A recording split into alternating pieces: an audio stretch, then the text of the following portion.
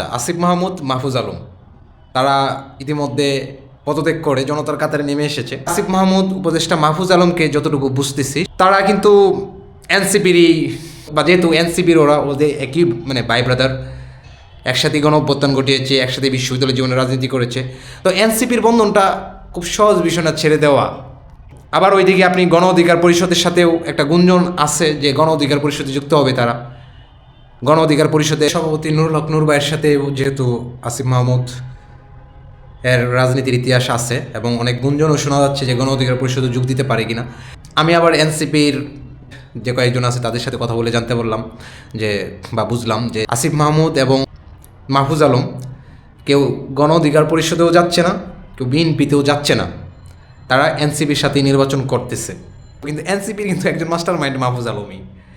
তো আমার কাছে মনে হয় না আসিফ মাহমুদ, মাহফুজ আলম তারা বিএনপিতে যোগ দিবে। আর যদি কোনো ধরনের নেগোসিয়েশন হয়, বিএনপির সাথে যুক্ত হওয়ার সম্ভাবনা তৈরি হয়, সেটা হতেও পারে যদি আসিফ মাহমুদকে বিএনপির পক্ষ থেকে বলা হয় যে তাকে আগামীতে কোন মন্ত্রণালয়টা দেওয়া হবে, সেটা যদি একটা নেগোসিয়েশন হয়ে যায় এবং বিএনপির সাথে যদি যুক্ত হয়ে যায়, তো সেহেতু কিন্তু তখন তারা দেখা যাচ্ছে বিএনপির সাথেও জয়েন দিতে পারে। সর্বোপরি এই সিদ্ধান্তটা তো তাদেরই, এবং তারা যখন একদম আনুষ্ঠানিকভাবে ঘোষণা করবে, যখন আনুষ্ঠানিকভাবে প্রচার করবে, তখনই তো আমরা সবাই বুঝবো, জানবো।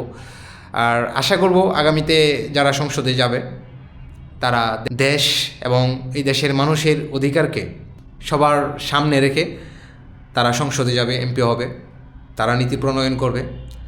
বাংলাদেশকে আমরা কখনো আর কোনো বিনদেশিদের পকেটে দেখতে চাই না, এটা মনে রাখতে হবে।